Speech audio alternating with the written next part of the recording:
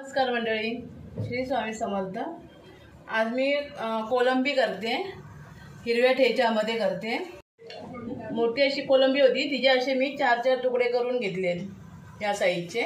इथे चिंच भिजत ठेवली आहे, मुठभर कोथिंबीर घेतली आहे, 5-6 हिरव्या मिरच्या घेतल्या, त्या तिखटाचे, कढीपत्ता आणि लसूण, हळद आणि मीठ लागेल आपल्याला।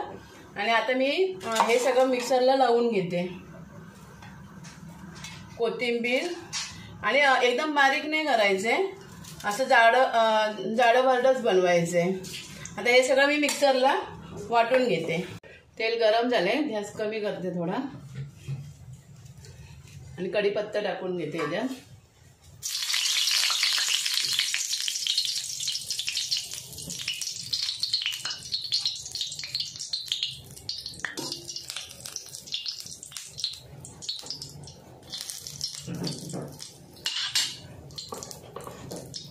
आता जे आपण वाटण बनवलंय ना ते टाकायचं।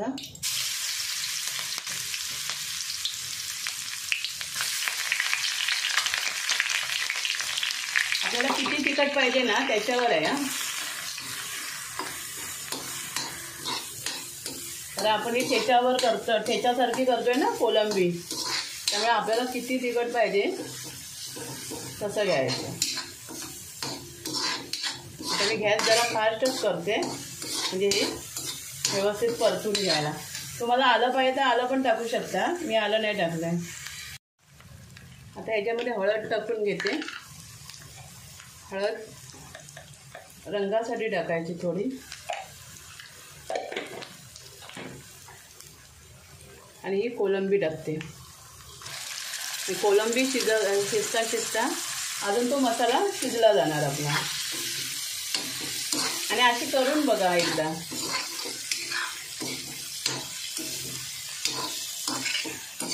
माझ्या चॅनलला सबस्क्राईब केलं नसेल तर व्हिडिओ बघता नक्की सबस्क्राईब करा, लाईक करा आणि शेअर पण करा।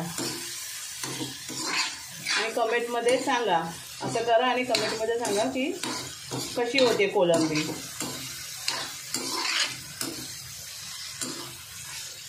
व्हिडिओमध्ये ती अशी सफेद दिसते, पण इथे प्रत्यक्षामध्ये एकदम हिरवा कलर आलाय, हिरवा पिवळा। अशी परतून घ्यायची, याच्यात पाणी वगैरे काहीच टाकायचं नाही आपल्याला। आता याच्यामध्ये मी मीठ टाकून घेते।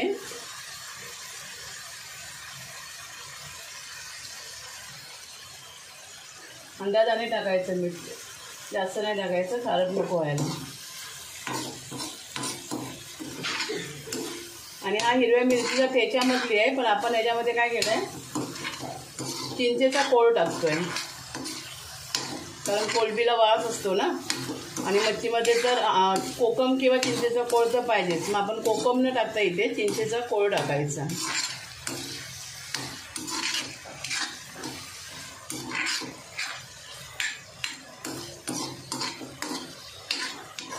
आता मी याला जरा झाकून ठेवते। आता आपण याच्यामध्ये चिंचेचा कोळ टाकून घेऊया।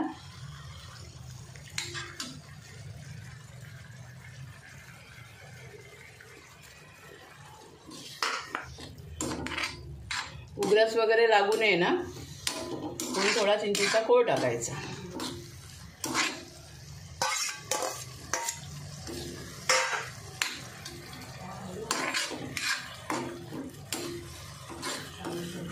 आणि सुकी करून घ्यायची, ही पातळ नसते।